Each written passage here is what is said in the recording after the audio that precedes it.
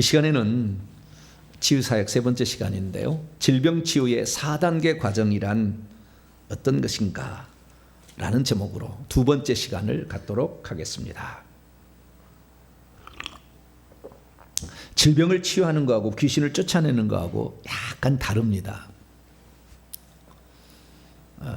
질병을 치유하는 거, 귀신을 쫓아내는 것에 하나 차이를 대라면 손을 대느냐 안 대느냐 그 차이예요.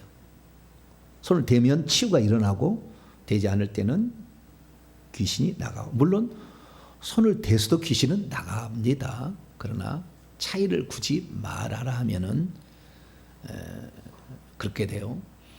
그러니까 귀신이 주는 질병도 있고 귀신이 주지 않은 질병도 또 있어요. 근데 제가 봤을 때는 90% 이상은 다 귀신이 관여하고 있어요. 그래서 우리는 귀신 축사하는 거하고 질병을 치유하는 것을 같이 보면서 나가야 된다라는 겁니다. 그런데 어떤 사람은 귀신을 쫓아낼 수는 없어도 질병을 치유할 수는 있습니다. 그래서 이 문제를 똑같이 볼 수는 없다. 그래서 약간 달리 봐야 된다는 겁니다. 그래서 질병 치유에 관한 그 부분을 이제 시작을 했는데요. 그 질병 치유에 있어서 과정을 보니까 어떤 과정이 있더라는 거예요. 그리고 이것이 질병 치유가 일어나면 반드시 따라와야 될 것들이 있어요. 가장 중요한 게 믿음인데 그건 나중에 또 살펴볼 거예요. 그런데 이 과정을 살펴보게 되면 보통 4단계의 과정을 거쳐서 질병이 치유되고 종료가 되더라라는 겁니다. 예수님이 사용하신 방법이. 그래서 우리가 이 4가지의 방법을 주의 깊게 살펴보게 되면 질병은 이렇게 치유되는구나 이해를 할 수가 있고, 또한 누군가가 질병을 치유를 원했을 때에 우리가 도와줄 수 있다는 거죠. 그래서 미리 이것을 지금 교육하고 있는 것이라 생각하시면 되겠고, 이 과정 속에 4단계 가운데 앞에 2단계는 필수예요. 필수. 2단계. 2단계는 필수는 아닙니다. 그러나 대부분 같이 가요. 2단계는 반드시 필수예요. 필수인데 이 필수는 뭐냐? 이 필수는 첫째는 안수하고 어떤 명령을 내려요. 항상 안수하고 어떤 명령 내려요. 이게 첫 번째 단계. 두 번째는 꾸짖어요.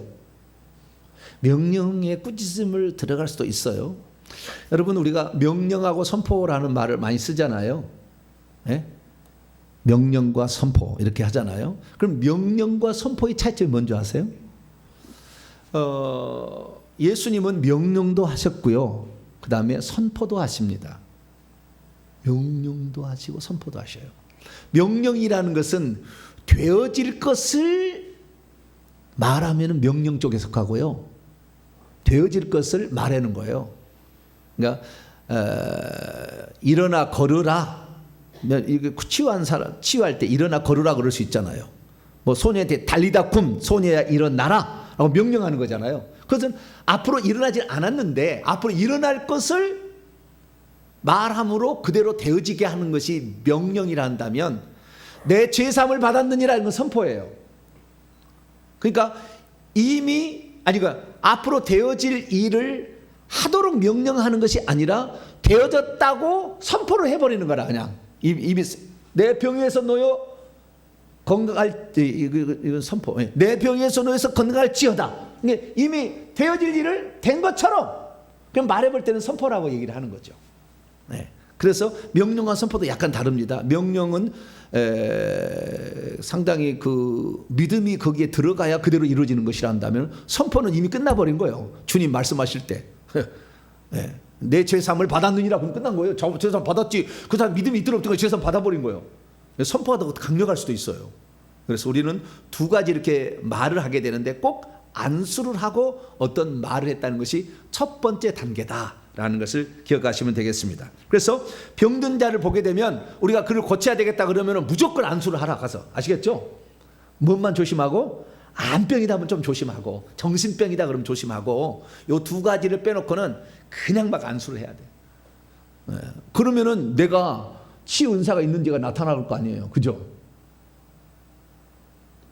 우리 목사님이 안수하실 때는 그 불의 능력이 강력하니까 한 번 할 것을 나는 10번 한다고 하면 되지 뭐. 네? 그렇게 생각하고 해야지. 아이고 한 번 했는데 쓸데없더라 그리고 안 한다 그러면 평생 남의 신세만 지는 거잖아요. 내 가족은 내가 고치자. 뭐라고요? 내 가족은 내가 고치자. 네. 그 주의로 가야 돼. 내 가족은 내가 고치자. 뭐 다른 가족 할 필요 없이 아프다 그러면 무조건 이리 와라. 그렇게 해서 확 안수해야 돼. 안 되면 한 번 해갖고 안 되면요 또 한 번 하자. 또 한 번 하자. 그리고 또 해. 또 안 되면은 또 한 번 하자. 뭐 또 한 번 하자. 네. 그렇게 하면 되는 거지 뭐 계속. 네. 그래서 안수를 하게 되는데 그 안수라는 것은 뭔가 왔다 갔다 하는 게 있다는 거예요. 안수할 때 왔다 갔다 하는 게 있다는 거죠. 네. 그래서 어떤 손에서 뭐가 나가는 거죠. 그러니까 안수하라고 했겠죠. 근데 주님께서 귀신을 쫓아낼 때는 안수하라는 말은 명령을 한 적은 없어요. 주의 이름으로 하라고 그랬지. 그러나 병든 자는 손을 얹으라 이렇게 했기 때문에 예수님의 이렇게 하는 행동을 보면 전부 흔들었어요. 예를 들어서 마태복음 8장에 보면은 3절에 보면 나병 환자에게 안수하셨어요. 안수. 자, 마태복음 8장 3절 볼까요? 손을 내밀어 그에게 대시며, 이게 안수했다는 말이잖아요. 손을 내밀어 그에게 대시며 무슨 말을 하셔요. 안수만 한 게 아니라 내가 원하노니 깨끗함을 받으라. 이건 명령이죠. 아직 믿음이 있어야 돼요. 믿음, 요 말에 실행이 되어지려면 믿음이 좀 있어야 돼. 그러나 예를 들어서 네가 나았느니라 이렇게 해버리면 선포죠. 이것은 선포요. 그럼 이것은 그 사람 믿음이 있는 건 상관없이 이미 끝난 거예요. 나았느니라 선포해버리니까. 그러니까 선포하기가 상당히 믿음이, 그 말하는 입장에서는 더 믿음이 있어야 되죠. 선포가 되려면. 네. 그래서 명령한 선포하는 겁니다. 9장 넘어가 봐요. 9장 29절 말씀 보면 맹인을 고칠 때 어떻게 했느냐. 9장 29절 말씀을 보면 눈을 만지시며, 맹인에게는 눈을 만져 손을 댔다는 거죠. 안수했다는 거잖아요. 눈을 만져 손을, 원문에는 눈에다가 손을 대시며 너희 믿음대로 되라. 그래서 어떤 안수하시고 무슨 명령을 한 거예요. 너의 믿음대로 되라. 뭐냐면 내가 낫기를 원합니다. 나 보기를 원하나이다. 너희 믿음대로 되라. 이렇게 했다는 것입니다. 그다음 마가복음 5장 34절 말씀 보면은 12회를 앓았던 혈류증 여인에게는 내 병에서 놓여서 건강할지어다 그랬어요. 뭐래요? 내 병에서 놓여서 건강할지어다 이렇게 명령을 했어요. 뿐만 아니라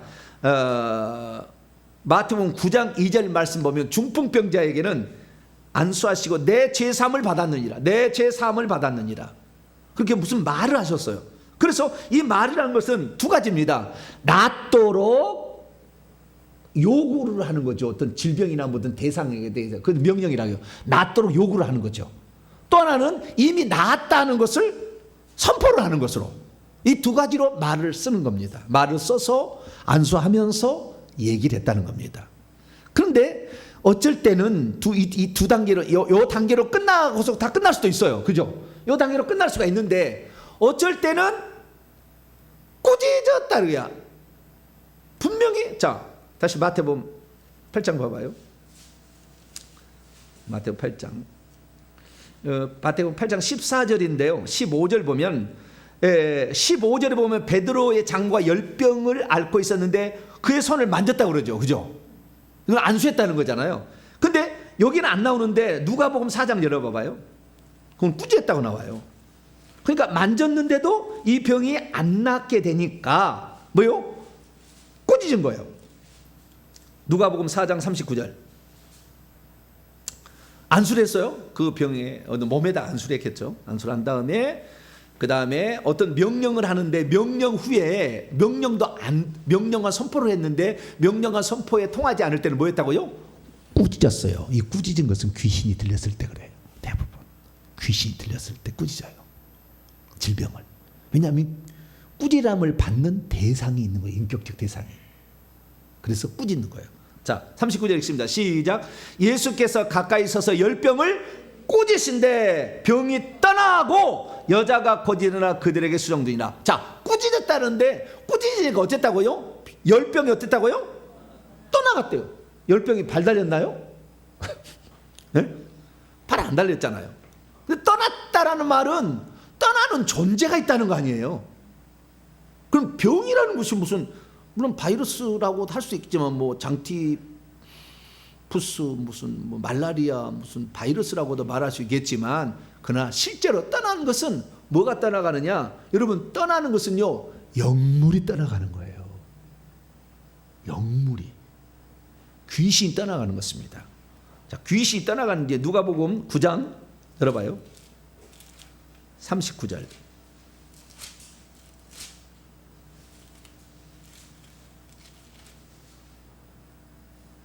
누가복음 9장 30절 읽습니다. 시작.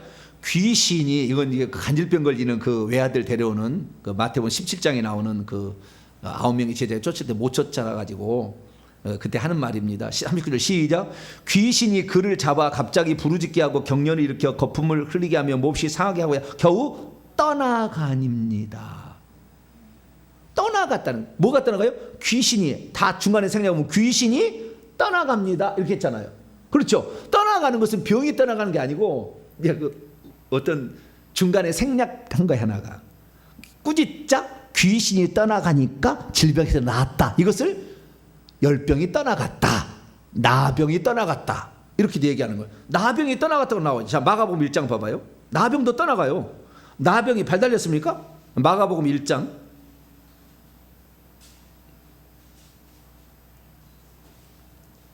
마가복음 1장 42절.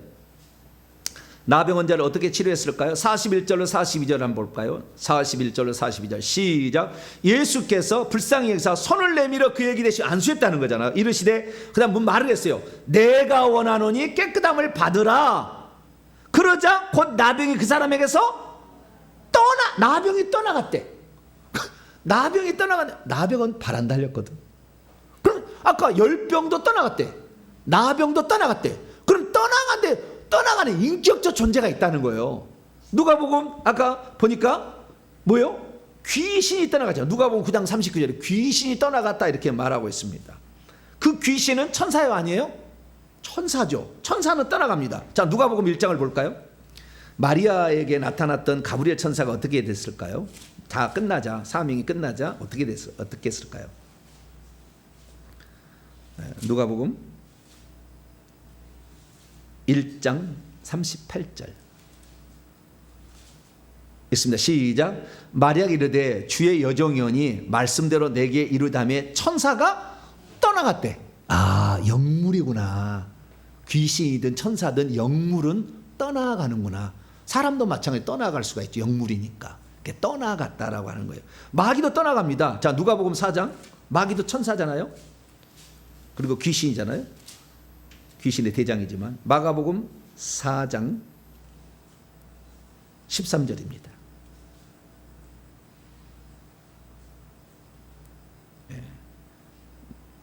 마가복음이라 누가복음 4장 죄송합니다. 누가복음 4장 13절. 누가복음 4장 13절. 읽습니다. 시작. 마귀가 모든 시험을 다 한 후에 얼마 동안 떠나가니라. 떠나갔다 그러잖아요. 귀신도 떠나가고 천사도 떠나가고 사탄도 떠나갔어요. 영물이 있었다라는 거죠.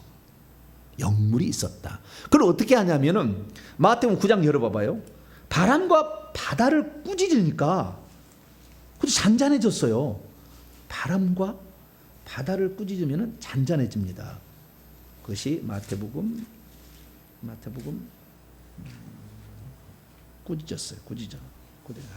하도 막 이렇게 하다 보니까 막 헷갈리네. 네. 바람과 바다, 파도도 잔잔해졌잖아요.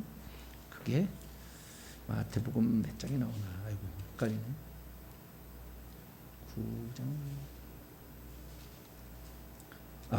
8장이네. 8장 26절. 9장이 아니라 8장 26절 27절 한번 읽어봅니다. 마태복음 8장 26, 27 시작.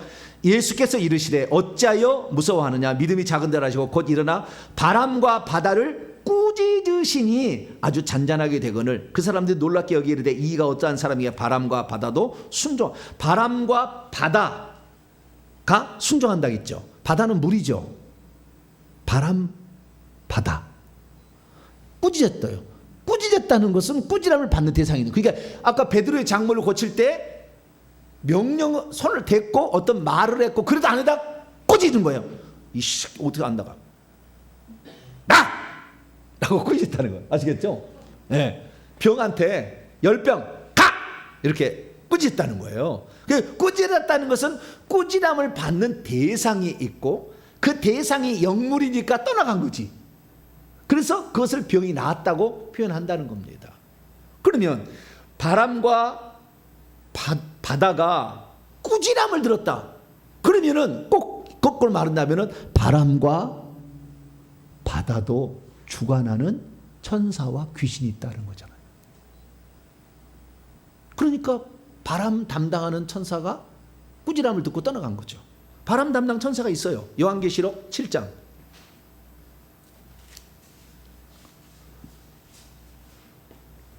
1절 인을 치는 천사, 물을 다스리는 천사, 불을 다스리는 천사, 추수하는 천사, 천사가 많아요, 종류가.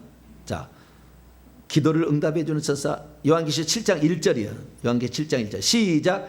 이루에 내가 네 천사가 땅 네 모퉁이에 선 것을 보니 땅의 사방에 바람을 붙잡아 바람으로 하여금 땅이나 바다나 각종 나무에 불지 못하게 바람을 붙잡고 있는 천사가 있다 이거죠. 그러니까 제가 지난번에 얘기했잖아요. 태풍에 눈이 있는데 눈 안에 큰 천사가 있다고. 그래서 천사가 이리 갈까, 중국으로 갈 것인가, 일본으로 갈 것인가, 대한민국으로 갈 것인가, 이것을 이렇게 가다가, 그래서 어느 날은요 꼭 살아있는 것 같아. 어느 날은 왼쪽으로 중국 쪽으로 대만 쪽으로 막 가다가 어느 날은 거기에서 멈춰 있어. 안 가고 계속 멈춰 있어. 어디로 갈 것인가 궁리하는 것 같아, 느낌이. 그럴 때가 있어요. 일기예보 봐봐요. 왼쪽으로 쭉 가면 왼쪽으로 계속 가야 되는데 대륙으로 안 들어가고 이렇게 가려다가 이게 한참 멈췄다가 그래 우리나라로 온다니까. 이게 시옷자처럼 확 틀어져 가지고 온다니까. 그러니까 이거 희한하다. 어떻게 이렇게 그쪽에 무슨 생각하는 존재가 있는 것처럼 느껴진다. 그게 천사인 거예요. 물을 다스리는 천사도 있어요. 물을 다스리는 천사. 요한계시록 16장을 볼까요? 바다. 물을 다스리는 천사가 있어요. 요한계시록 16장 5절입니다. 4절부터 5절까지. 4절부터 5절 시작. 셋째 천사가 그 대접을 강과 물 근원에 쏟음에 피가 되더라. 내가 드니 물을 차지한 천사가 이르시되 전에도 계셨고 지금도 계신 거룩하신 이여 이렇게 심판하니 의로우시도다. 여기가 물을 다스리는 천사가 있으면 물을 다스리는 귀신도 있는 거예요. 아시겠죠? 바람을 다스리는 천사가 있으면 바람을 다스리는 귀신도 있는 거죠. 그러니까 태풍의 눈은 제가 볼 때 귀신이 하지 않아요. 하나님이 태풍을 치려고 어떤 심판하기 위한 것으로 쓰는 거니까 하나님이 부르신 천사가 태풍의 눈에 있지만, 예수님이 제자들하고 갈릴리 바닷가를 배 타고 갈 때는 뒤집어 엎어서 죽이려고 하는 게 이것은 천사가 하는 일이 아니지. 절대. 예수님이 종들인데 어떻게 그래. 그러니까 뭐요? 귀신들이 하는 거지 그것은. 그래서 바람을 다스리는 천사, 불을 다스리는 천사, 물을 다스리는 천사, 도장을 치는 천사, 기름을 갖다 주는 천사, 능력을 갖다 주는 천사, 귀신을 잡는 천사, 치유하는 천사, 수많은 종류의 헤아릴 수 없는 종류의 천사가 있듯이 그 중에 3분의 1이 타락했어요. 그 중에는 치유하는 천사도 있었겠지. 그러니까 귀신들도 치유하는 거 일어나는 거예요. 원래는 천사였으니까. 그 뒤 천사 중에서 치유하는 천사가 있었을 거 아닙니까? 네. 싸움하는 천사, 군대 천사 있을 거 아니에요. 그러니까 귀신도 있지. 그런 세계가 있죠. 그러니까 내가 여러분들이 그런 사람 있으면 좀 모르겠지만, 무당집에 갔는데 내가 딱 갔는데 무당이 어서 오십시오라고 이렇게 인사하면 어떻게 돼요? 내 속에 있는 귀신, 센 귀신이야 지금. 아이고 이 자리에 앉으시라고, 어디 저한테 감히 점을 치러 오셨냐고, 이리 앉으시라고 이렇게 딱 하면 뭐요? 여러분 속에 사명대사가 들어있는 거지 뭐. 내가 신사도 빈야드 운동 쪽에 속한 그런 곳에 가가지고 집회를 참석했는데 다 넘어가는데 나는 안 넘어가. 다 사람들이 잘 넘어가는데 불 받아라 해도 넘어가든, 저기가 성령 받아라 그래도 넘어가고 막 넘어갔어. 근데 나는 절대 안 넘어가. 왜 안 넘어간 줄 아세요? 그 지금 넘어가도록 하는 그 종의 계급보다 내 속에 있는 악한 영의 계급이 더 높으면 안 넘어가. 절대 안 넘어가. 물론 내 안에 악한 영이 없어도 안 넘어갑니다. 없어도 안 넘어가지만 대부분 어떻게 해요? 내 속에 큰 영이 있는 거예요 지금. 그러니까 그 계급이 높으니까 말을 안 듣는 거예요. 안 넘어가는 거예요. 네. 그래서 이 귀신들이나 천사들은 계급이 있고 이걸 다스리는 어떤 영역이 있다는 걸 알 수가 있어요. 그래서 이 질병이 떠나갔다라는 것은 그 질병을 다스리는 귀신이 있다라는 거예요. 그러면 그 질병과 귀신이 이렇게 상호 연관 관계가 있는 예가 있느냐? 있어요. 자, 누가복음 13장.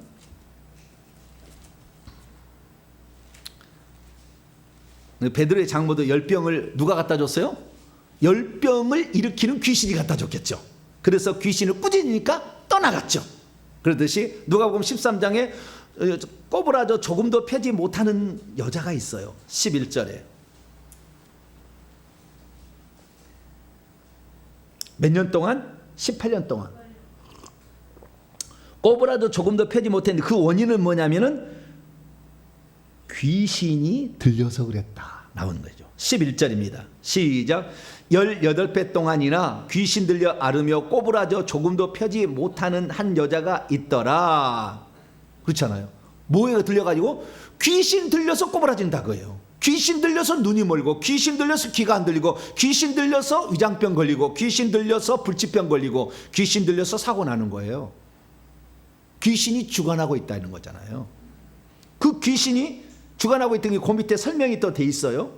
16절입니다. 누가복음 13장 16절 읽습니다. 시작. 그러면 18배 동안 사단에게 매인받은 이 아브라함의 딸을 안식일에 이 매임에서 푸는 것이 합당하지 아니하냐. 사단의 매인받았다고 그러잖아요. 매였다고 그러잖아요. 사단의 쫄개들에게 매여 있다는 거잖아요. 그러니까 질병이 들린 거죠. 그래서 질병 중에는 상당 부분이 귀신과 연관이 있다라고 보여집니다. 모든 게 다 귀신은 아니겠지만 귀신과 연관되어 있다라고 볼 수가 있다는 겁니다. 그래서 자, 이것이 지난주까지 했던 설교입니다. 첫째는 어떤 병든 자에게 안수를 하고 어떤 명령이나 선포를 했다. 두 번째는 안 나갔을 때는 꾸짖어서 나가겠는데 이것은 대부분 다 귀신과 연관되어 있을 때는 꾸짖어야 된다. 꾸짖는데도 안 나가면 어떻게 돼요? 무기를 써야 되는 무기를. 그게 불이에요, 불. 무기를 써야 돼.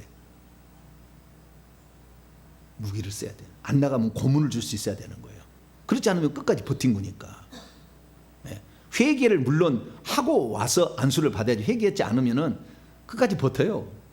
그리고 나갔다가 다시 들어와요. 그러니까 회개를 하고 이렇게 해야 되는 거예요. 그래서 이 안 나가면 좌우지간 불을 써서라도 고문을 줬어라도 그 귀신을 나가게 해야 됩니다. 그렇게 해서 2단계까지 했습니다. 그럼 3단계는 뭐냐? 이 3단계는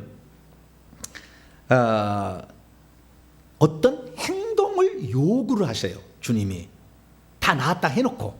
그러니까 이미 자신이 치유받았다는 것을 본인이 확인할 수 있도록 어떤 행동을 요구하는 겁니다. 예를 들어 보겠습니다. 마태복음 12장 열어봐봐요.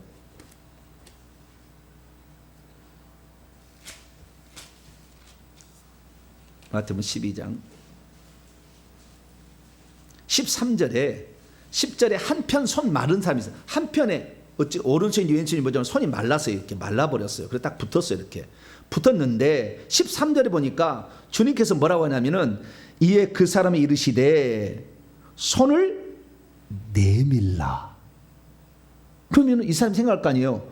주님, 저는 지금까지 손이 말라가지고 못 폈어요. 근데 왜 펴라고 그러세요? 못 펴입니다. 그러면 이 사람은 평생 치료 못 받아요. 믿음의 행동을 요구하는 거예요, 하나님이. 어쨌든 믿음의 행동을 요구해. 그런 요구들이 상당히 있습니다. 그래서 성경 보면 예수님 치유하실 때 믿음의 행동을 중풍병자나 죽은 자나 무슨 어떤 이런 한편 손 마른 자나 이런 나면서 못 걷는 자에게 어떻게 해요? 어떤 명령을 내리는데 이미 자기는 치유가 지금 안 받은 상태에 있다고 보여지는데 치유가 받은 후에 되어질 행동을 하게 하는 명령을 내리는 거예요. 그 행동을 요구했을 때 그 행동을 순종하면 이건 순종이에요. 믿음과 순종이 아주 치유 중요한 테마인데요. 순종을 해야 된다는 거예요. 뭐라고요? 순종을 해야 돼. 어떤 명령을 하게 되면 순종해. 여기 지팡이를 이렇게 목발을 짚고 왔어. 목발을 짚고 왔는데 기도를 했어. 주님 이 자리를 치료하여 주옵소서. 내 병이 나았느니라. 주님 치료해서 감사합니다. 예. 이 자에게 목발을 지켜 하는 악한 영들 예수의 명령하니까 떠나. 불러 태워줘. 다 했어요. 다 했어. 그 다음에 이제 하죠. 성도님 이제 그 지팡이 주시라고. 예? 그러면은 지팡이 주시라고. 그럼 지팡이 줘야 돼, 안 줘야 돼요? 아, 이 양반아, 내가 지금까지 이거 한 번도 못 걸었는데 이 지팡이 주면 내가 어떻게 걸어? 그럼 돼요, 안 돼요? 그럼 안 된다. 순종을 해야 된다니까, 순종을. 그래서 하나님은 우리의 어떤 치료를 하실 때, 예수님은 치료를 하실 때 우리에게 어떤 행동을 요구하시기도 해요. 주님 편에서 아까는 뭐 선언과 선포가 있었잖아요. 내 죄상을 받았느냐, 내 병에서 너에서 건강. 그건 주님이 하시는 거고, 어쩔 때는 그 환자 자신에게 어떤 행동을 하라고 요구를 하신다는 거예요. 그것은 그 사람이 믿음이 있고 순종을 하느냐를 보시는 거죠. 그래서 어떤 행동을 요구케 하시는데, 이 한편 손 마른 자 같은 것은 내 손을 내밀라 이렇게 했지 않습니까? 그런데 회당장 야이로의 딸 죽었어요. 자, 마가복음 5장 열어봐요. 방금 죽었어요. 방금 죽은 것은 살려낼 수 있어요. 오래된 것은 못 살립니다. 네, 방금 죽은 건 살릴 수가 있어요. 영혼이 천국에 가도요 이렇게 데려올 수가 있거든요. 자, 마가복음 5장 41절에 회당장 야이로 땅이 방금 죽었어요. 방금 죽었어. 네, 방금 죽었어. 그때 어떻게 했는가? 41절 읽습니다. 시작. 그 아이의 손을 잡고 이르시되 달리다 쿰 하시니 번역하면 곧 내가 내게 말하는 소녀야 일어나라. 달리다 쿰 했다는 거예요. 소녀야 일어나라 했다는 거예요. 그러면 이 소녀가 일어나요, 안 일어나야 돼요? 아, 난 죽었어요. 근데 왜 일어나요? 난 죽었다니까요. 뭔 일에 난 죽었어요. 어떻게 죽은 사람 일어나요? 그럼 일어나요, 못 일어나요? 못 일어나. 일어나라 그러면 이 소리가 왜 들리지? 아멘. 그럼 일어나야지. 아니, 난 죽었는데 왜 일어나요? 그렇게 하면 안 된다 그 말이에요. 어떤 행동을 요구하시는데 죽은 자에게도 일어나라 그러는 거예요. 그러면은 그 일어나라고 할 때 그 명령을 들을 수 있다는 거예요. 여러분, 영의 세계는 시간과 공간이 너무 가까워. 천국하고 여기가 바로 눈앞이에요. 내가 천국 가잖아요. 1초도 안 가요. 그 영혼이, 천국에 있는 영혼이 1초도 안에서 와. 와버려 바로. 예, 시간과 공간이 가까워요. 아주 멀리 있는 건 아니에요. 아주 가깝기 때문에 그 명령을 듣고, 천국에 있는 영혼도 명령을 듣고 오는 거예요. 그러니까 이렇게 순종을 해야 되는 거예요. 중풍병자는 그러면은 어떻게 했을까요? 자, 요한복음 5장을 열어볼까요? 38년 된 중풍병자, 요한복음 5장.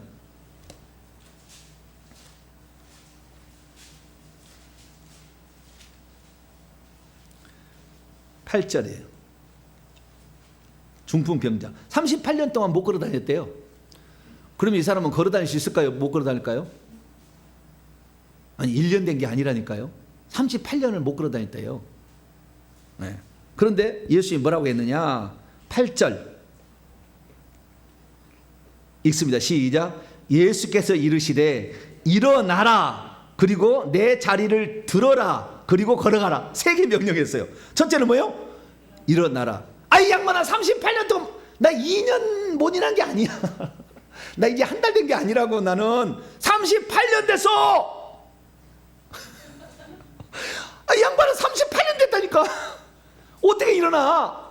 그러면은 평생 못 고치는 거예요. 명령하면은 설령 그 예수님이 아니고 주의 종이 얘기한다 할지라도 주의 말씀대로 듣고 그냥 벌떡 일어나야 돼. 할렐루야. 그래야 되는 거예요. 일어나라. 두 번째, 내 자리를 들어라. 일어나지도 못하는데 무슨 자리를 들고 또 걸어가라고 그러네. 말도 안 되는 얘기잖아요. 그래도 주님께서 명령하니까 9절 봐요. 원문에는 나왔어요. 그러자 그 사람이 즉시 나아서 그는 자신의 자리를 들어 올렸다. 그리고 걸어갔다. 이렇게 돼 있어요. 그러니까 명령을 듣고 나는 이것은 주님의 명령이라면 반드시 이루어진다 말하셨으니까. 그렇게 믿음을 가지고 순종의 단계까지. 그래서 어떤 것은 순종의 단계를 요구할 때가 있더라. 이것이 3단계입니다. 네. 그래서 믿음으로 요구하는 것을 자기가 순종하여야만이 병에서 고침을 받는. 이것은 대부분 몸이 불편한 자들인 것 같아요. 몸이 불편한 자들, 이런 자들은 이렇게 한 거예요. 그리고 우리가 잘 아는 베드로도 사도행전 3장에 보면 나면서 못 걷게 된 일을 곧 나사렛 예수 그리스도의 이름으로 일어나라 걸어가라 라고 했을 때 일어나서 걸어갔잖아요. 그리고 사도행전 9장 34절에도 중풍병자 애니아에게 예수께서 너를 낫게 하시니 일어나 내 자리를 정돈하라. 그러니까 정돈하고 일어나자잖아요.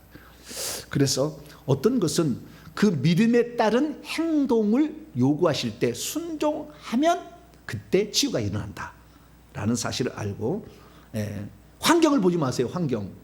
내가 지금 현상을 보지 말고 믿음으로 주님이 하시겠다고 하는 그 말씀을 믿고 행동으로 옮겨야 된다. 할렐루야. 그럼 기적이 일어난다. 이것이 3단계예요. 3단계. 네 번째는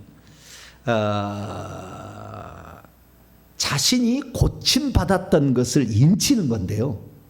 그래서 자신이 고침받았다는 것을 감사하는 것까지 하게 할 때가 있어요. 병든 사람은 물론 뭐 감사하겠지만 그 감사하게끔 자기가 병에서 나았다는 것, 여러분 병에서 나았잖아요. 오늘 내가 치료를 했어. 누가 치유사학자 와서 치유했어. 오늘 나았어요. 근데 내일 가서 그 병이 다시 도질 수가 있거든요. 그것은 회개를 안 해서 귀신이 나갔던 귀신이 다시 들어오는 것도 될 수가 있어요. 그런데 아주 중요한 영적 비밀 하나 알려드릴게요. 내가 이미 받아 누린 것을 뺏어가지 못하게 하는 가장 중요한 비법이 뭐냐? 예물을 드려버리는 거예요.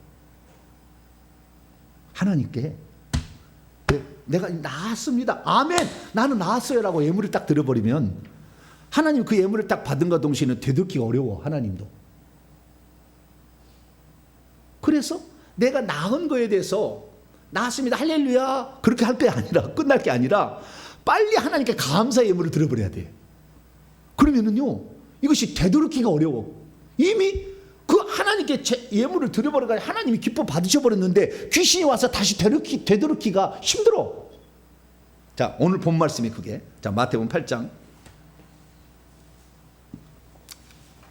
마태복음 8장. 나병 환자가 나와요. 나병 환자가 나왔는데 3절에 보니까 예수님께서 안수하셨어요. 그리고 무슨 말씀을 하셨죠? 내가 원하니 깨끗함을 받으라. 이것은 뭐 명령이라고도 그러고 선포라고도 그렇고 애매합니다만 좌우지간 말씀하셨어요. 내가 원하노니 깨끗함을 받으라. 그랬더니 즉시 나병이 깨끗해졌대요.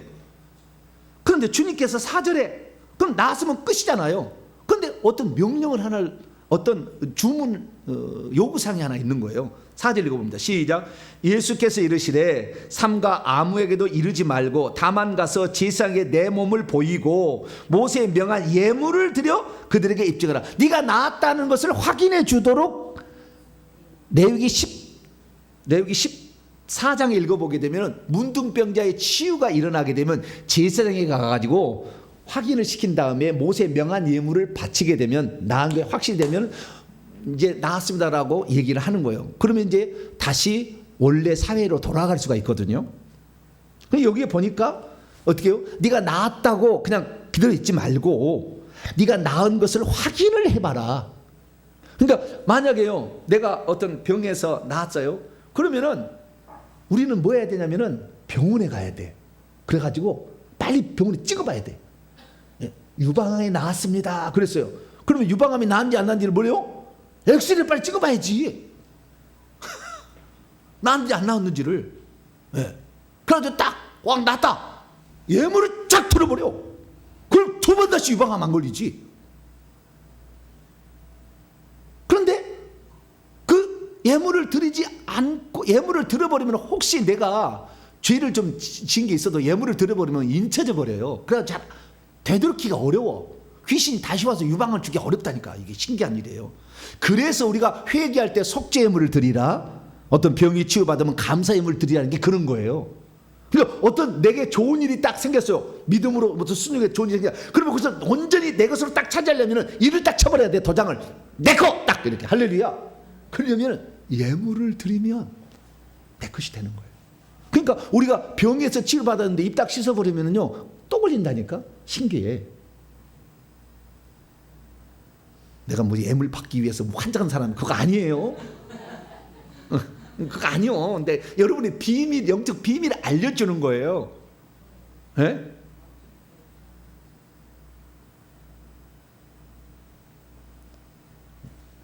우리 교회는 앞으로 차고 넘칠 거예요. 할렐루야. 감동을 받은 사람이 많아요. 그래가지고 헌금을 계속 보내와요. 이 일이 어떤 정보배 개인의 일이 아니라는 걸 알기 때문에 그러는 거예요. 하나님이 하시는 거구나. 그걸 아니까 자신을 아깝게 생각지 않고 드리잖아요. 근데 우리가 어떤 삶에 진짜 하나님이 내게 이런 복을 주셨다 그러면은 그것을 내 것으로 다 일을 치는 방법을 내가 알려드리는 거예요. 그래가지고 제가요 청년 시절인데 그 목사님이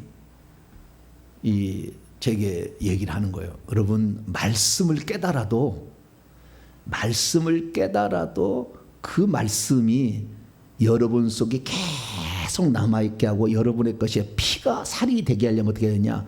진리를 사고 팔지 말라 잠언에 나와 있는데 그러듯이 여러분이 이것을 사야 되니까 예물로 딱 인쳐버리라고 하더라고요. 그래서 그때부터 내가 깨달은 거예요. 아, 말씀을 깨달아도 이 말씀을 잊어버리거나 잊혀질 수가 있는데 이 말씀을 잊혀지도 아니하고 잃어버리도 하려면 그 말씀 깨달은 걸 감사함을 딱 드리는 거예요. 할렐루야. 별로 감동이 안 되시는. 그걸 내가 알았어요. 그걸 알아가지고 주여 저 깨달음을 내 것으로 영원히 내 것으로. 할렐루야. 그래서 나는 한번 들으면은 이게 한번 딱 들어가면은 잘 이렇게 인용하잖아요. 이렇게 술술 나오잖아요. 어떤 사람은 그 얘기하는 거 그때만 얘기하고 그다음은 몰라. 잘 못 알아들었는데 저는 그렇지 않잖아요. 그게 뭐요? 인치는 방법을 그때 좀 터득한 거예요.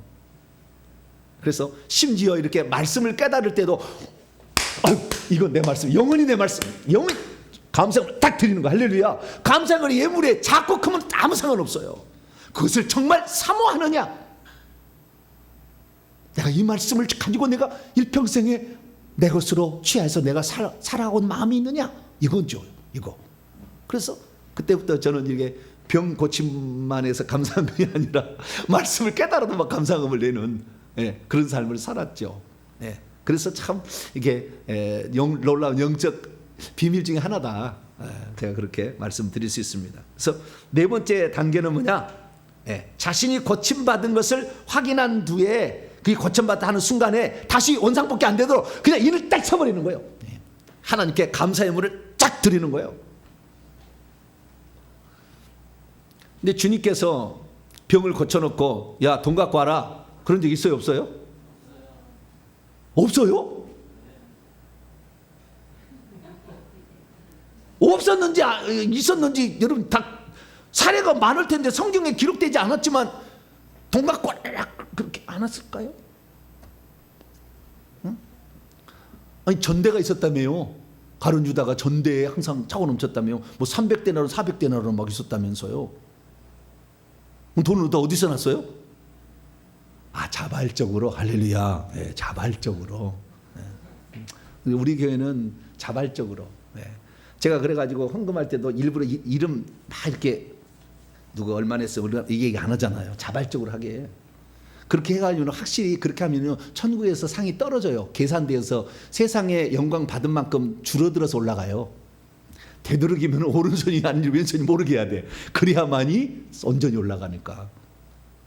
자발적으로. 그래서 회계정보연구소도 자발적으로 하게 하려고 합니다. 자발적으로 그냥 이렇게 해야지. 의무로만 하지 말고 자발적으로 이렇게 하는 건데 주님께서요. 그런데 예, 맞습니다. 제가 생각할 때도 주님께서는 돈 갖고 오너라 너 이렇게 얘기한 적은 없어요. 그런데 주님께서 어떻게 해야 그 병이 진짜 인침을 받아서 없어지지 않을 너의 것이 영원한 것이 되게 하느냐에 관하여 얘기하신 적은 있어요. 마음의 속내를 얘기하신 적이 있어요. 한 번 딱. 누가복음 17장.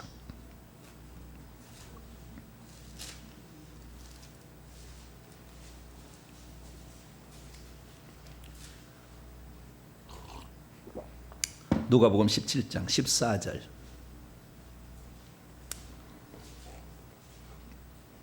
나병 환자 10명을 고친 사건인데요. 14절에 명령했죠. 제사장들의 너희 몸을 보이라. 낫게 달라고 불쌍히 여겨달라고 막 외쳤더니 제사장들의 너희 몸을 보이라. 이거 지금 낫다는 거잖아요. 그죠? 왜냐면 우리 고쳐주세요 막 그랬어요. 불쌍히 여겨주세요 그랬더니 너희 몸을 제사장이 보이라. 그 제사장이 보이면은 나은 것을 확인하라 그 말이잖아요. 그 사람들이 그 얘기를 듣고 갔습니다. 갔어요. 이렇게 제사장에게 갔는데 그 중에 한 사람이 가다가 돌아왔어요. 그 사건을 얘기해 주는 겁니다. 우리가 그래서 우리가 병 나은 것을 영원히 낫게 하는 나의 것으로 만드는 비법이 여기에 나와 있는 거예요. 여기에 뭐라고 되어 있느냐? 15절부터 봅니다. 그 중에 한 사람이 나병 환자 10명 가운데 한 사람이 자기가 가면서 나았다는 거예요. 그러니까 이게 행동용을 그때 제사장들의 너희 몸을 보이라는 순간에 나은 게 아니라 그것을 행동으로 옮겨. 이 사람은 나를 낫게 해주고 제사장에 보내야지. 뭐 낫게도 안 해주고 나한테 보내. 이렇게 하면 못 낫고. 이 10명은 다 어때요? 그 말을 듣고 갔다는 거예요. 가니까 가면서 나은 거예요. 가다가 나은 거예요. 가다가 나았어요. 나았더니 가다가 자기가 나은 것을 보고 큰 소리로 하나님께 영광, 하나님 영광 받으소서 큰 소리로 하고 돌아왔대요. 그리고 예수의 발 앞에 엎드렸대요. 그리고 그분에게 감사를 했다는 거예요. 근데 이 나병 환자는 주님께 바칠 것이 있을까요, 없을까요? 없지. 나병 환자가 뭐 먹을 게 있고 무슨 돈이 있고 뭐가 있겠어요? 없지, 아무것도. 그러니까 이 사람이 할 수 있는 것은 뭐냐면 그분의 발 앞에 엎드려 경배하는 거예요. 그거 할 수 있는 최선이요. 더 돈을 드릴 수도 없고 뭐 다를 수도 없어요. 그런데 이 사람은 자기를 낫게 해준 그분에 대해서 감사하고 왔다는 거예요. 이 감사로 왔을 때 주님께서 마지막에 19절에 뭐라는 일어나 가라 내 믿음이 너를 구원하였다. 다른 사람은 병만 치유받았다면 이 사람은 영혼 육의 구원까지도 선물로 팍 줘버린 거예요. 왜? 감사로 왔잖아. 감사로. 그래서 우리가 하나님께 뭔 은혜를 받았으면 하나님께 감사를 표현할 수 있어야 돼요. 그 표현하지 않으면 결국에 내 것 안 되는 거예요. 내 것 안 돼요. 그래서 우리가 이 감사를 표현해야 되는데 예수님께서 중간에 하신 말씀이 중요합니다. 17절 18절입니다. 예수께서 대답하여 이르시되 10사람이 다 깨끗함을 받지 아니하였느냐? 그 9은 어디 있느냐? 이 이방인 외에 하나님께 영광을 돌리러 돌아온 자가 없느냐? 감사. 마지막은 그래서 우리가 병을 고치는 네 번째 단계는 감사하자 이거예요. 핵심은. 세 번째는 뭐요? 순종하자 이거잖아요. 순종하자.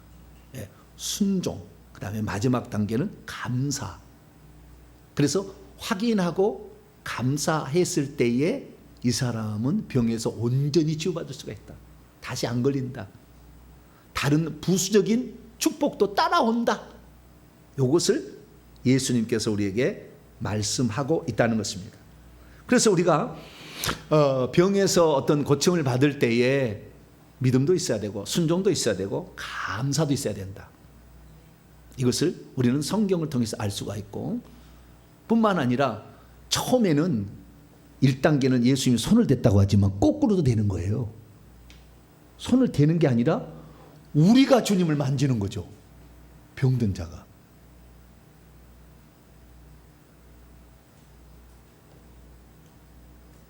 그 여인이 얼마나 믿음이 뛰어났으면 주님이 뭐라고 칭찬한 줄 아세요? 자, 마가복음 5장 12에 혈등 앓는 여인 얘기예요. 마가복음 5장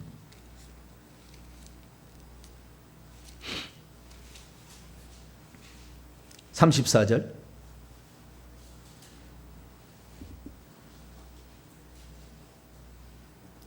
있습니다. 시작. 예수께서 이르시되 딸아 내 믿음이 너를 구원하였으니 평안히 가라. 내 병에서 놓여서 건강할지어다. 내 병에서 놓인 것뿐만 아니라 플러스 건강할지어다. 할렐루야.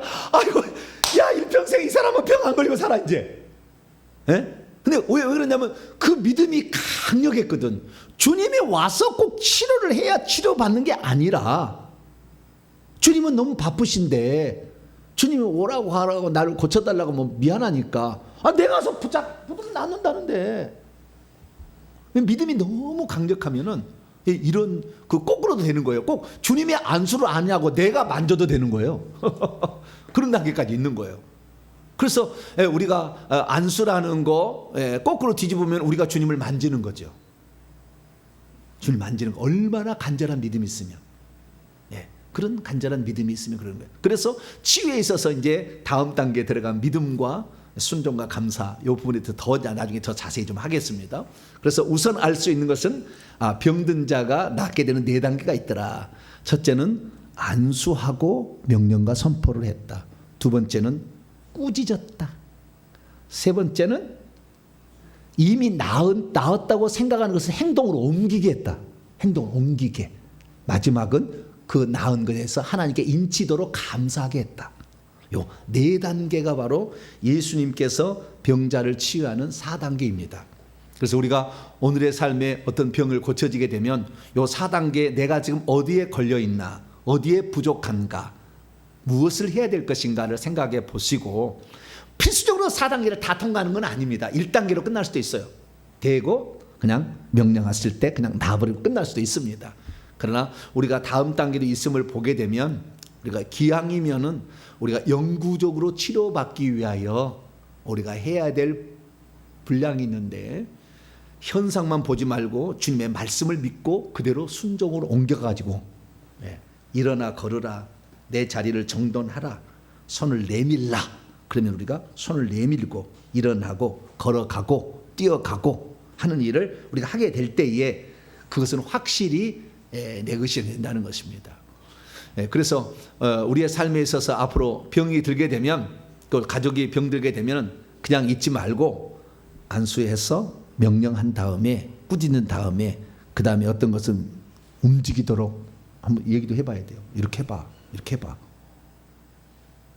응? 대장이 변이 안 나와가지고 끙끙 앓고 있는데 어떻게 해요? 화장실에 내가 차박기 있으면 돼요, 안 돼요? 빨리 나와줘야지. 지금 이제 기도해놨는데 빨리 지금 똥이 나올 텐데 빨리 나와야지. 거기서 그거 있으면 되겠어요? 우리 집사람이 아이 당신 빨리 나오라고 지금 거기 좀 있어야 될 때가 아니라고. 내가 깜짝 놀랐어요. 그렇지. 이미 기도해놓은 것이 이제 결과가 나타나는 것을 까먹은 거잖아요. 빨리 그것을 실행되도록 그렇게 했어야 되는데. 내가 그랬거든요. 다 끝난 다음에 30분 안에 화장실 간다 내가 얘기했거든요. 그래서요, 여러분 그 말 한마디 참 중요합니다. 몇 분 안에요? 그러지 말고 3분 안에. 믿음 있으면 뭐라고요? 3분 안에 간다. 그래. 그런 믿음이 우리에게 있으면 얼마나 좋을까, 그죠?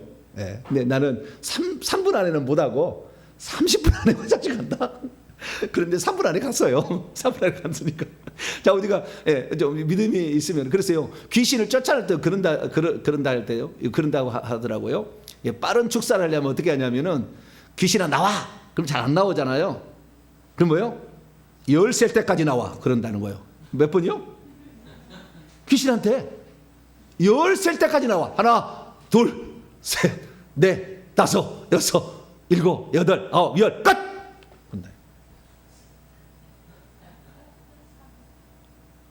근데 어떤 목사님 간증을 들어보니까 10살 때까지 나와. 너무 빠를 것 같더라는 거예요. 20초는 걸려야 될 것 같더라는 거예요. 그래서 20초 안에 나와 그랬대. 몇 초 안에요? 20초 안에 나와 그랬는데 이것이 나오지 안 나오는지 잘 안 보이니까. 그러니까 몇 초 안에? 20초 안에. 근데 20초도 1초, 2초 이렇게 셌다는 거예요. 왜냐하면 1초, 2초 이렇게 세버리면 너무 빨리 내가지고 안 나올 것 같, 귀신이 안 나올 것 같으니까 천천히 셌다는 거예요. 그러니까 옆에 좀 그 귀신이 나가는지 안 나가는지 볼 수 있는 사람이 있으면 좋아, 옆에. 그래가지고 실험을 해봐야지. 예. 열 셀 때까지 나와. 그래가지고 열을 딱 세는 거예요. 열 셌는데 몇 퍼센트가 나간 옆에 볼 수가 있잖아요. 본 사람이 목사님 90%가 나갔어요. 할렐루야. 그것도 대단한 거지. 열세 때까지 90% 나가면은 대단한 거지.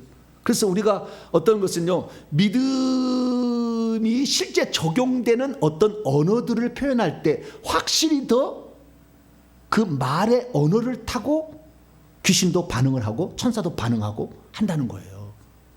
그래서 어떤 사람들은 그 말을 아주, 그래서 나중에는 이게 그렇게 한다는 거예요. 이렇게 열 셀 때까지 나와. 처음에 20초 안에 나와. 열 셀 때까지 나와. 그 다음 뭐냐면, 나 뭐라는 줄 아세요? 지금 나와. 그런데요. 뭐라고요? 지금 나와. 그런데. 그런데 다들 똑같다는 거예요. 똑같이 된다는 거예요. 보이지 않아서 몰랐을 뿐이지. 그러니까 우리의 믿음이 얼마나 크게 작용할 수 있는지 대단한 거예요. 예수님은 하나님의 믿음을 가지고 있었기 때문에 말한 대로 된다. 근데 우리는 될 수도 있고 안 될 수도 있지 않을까. 왜냐하면 늘 죄인이니까, 자기도. 거기도 죄를 회개를 안 하고, 그러니까 될까 안 될까 이렇게 하는데 주님은 그러지는 않았다. 그래서 우리가 일평생에 살면서 믿음, 순종, 감사, 이것이 치유에 들어가는 여러 중요한 요소들임을 알고 이 4단계로서 병자를 잘 치유함으로 말미암아 우리의 삶에 하나님이 치유해 주시는 그 놀라운 은혜, 왜 치유가 일어나는지 그 이유에 대해서 다 이사야 53장 다 설명해야 될 때가 많아요. 앞으로 많습니다. 그래서 다음에 이제 말씀을 들으시고, 아, 이렇게 치유하셨다 를 통해서 우리들도 아픈 자리에 있으면 이 방법으로 치유하게 되기를 간절히 바랍니다. 거룩하신 하나님 감사합니다. 우리가 사람을 치유하는 것은 주님께서 내가 원하노니 깨끗함을 받으라, 주님의 원하심이 있었음을 봅니다. 우리가 건강히 사는 것이 하나님의 뜻이요, 건강해져서 주의 나라를 위해 애쓰고 힘쓰는 것이 주의 뜻인 줄 알고, 질병에 걸리면 회개해서 죄를 빨리 회개한 다음에 다 치유받아 건강해지게 도와 주시옵소서. 우리 주 예수 그리스도의 이름으로 기도하옵나이다. 아멘. 찬송가 359장입니다. 천성을 향해 찬송하도록 하겠습니다.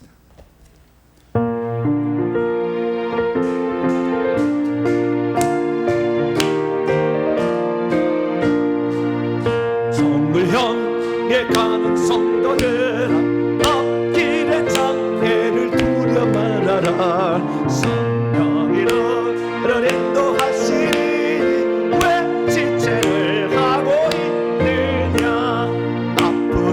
앞으로 전성을 향해 나가세. 존성문과 말하고 나가세. 모든 천사 너희를 영접하러 문 앞에 기다려서 있네.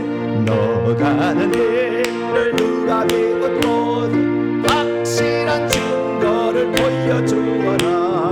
성령의 죄내 강한 여조사 그들도 정의를 찾으리. 앞으로 전성을 향해 나가세. 존성문과 바라고 나가세.